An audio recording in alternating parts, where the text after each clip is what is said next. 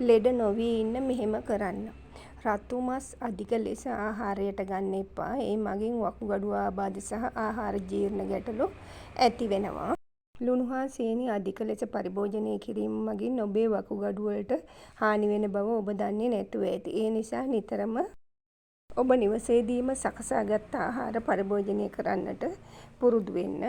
ඒ වගේම තමයි බෝතල් කළ පැණි බීම සහ සෝඩා වර්ග වැඩි ප්‍රමාණයක් භාවිතා කිරීම මගින් ඔබේ වකුගඩු වලට හානි වෙන බව ඔබ දන්නවද? ඔබේ වකුගඩු නිරෝගීව තබා ගැනීමට නම් පිරිසිදු ජලය ලීටර් 2කට වඩා දිනකදී භාවිතා කරන්න පුරුදු වෙන්න. දිනකට පැය 6කට වඩා වැඩි ප්‍රමාණයක නිින්දක් ලබා ගැනීම මගින් ඔබේ සිරුර නිරෝගිමත් වෙනවා. ඒ වගේම තමයි දිනකදී වතුර ලීටර් 2කට වඩා ඔබ වැඩියෙන් පාවිච්චි කරනවා නම් නිරෝගිමත් වකුගඩුවක් පවත්වාගෙන යාම පහසු වෙනවා. ඔබ වේදනානාශක භාවිතා කළ යුත්තේ අඩු මාත්‍රාවකින් බව ඔබ දන්නවද?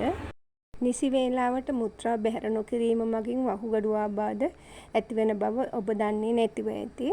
අධික ලෙස වෙහෙස වීම හා අධික ලෙස ව්‍යායාම කිරීම මගින් ඔබේ ශරීරයේ පීඩාවට පත් කරනවා. ඒ හේතුවෙන් වකුගඩුව හා ආහාර ජීර්ණ පද්ධතිය රුධිර සංසරණයත් අකර්මණ්‍ය වීමට ඉඩ තියෙනවා. ඔබ දවසේ වැඩි වේලාවක් පුටුවක වාඩි වී වැඩ කරන්නේ නම් එය ඔබේ වකුගඩු වලට සහ සම්පූර්ණ ශරීරයේ පැවැත්මට හානි කරයි. ඒ නිසා ඔබ සෑම පැයකදීම විනාඩි 10ක් ඇවිදීම සිදු කිරීම මගින් ඔබේ ශරීරය නිරෝගීව තබා ගන්නට පුළුවන්.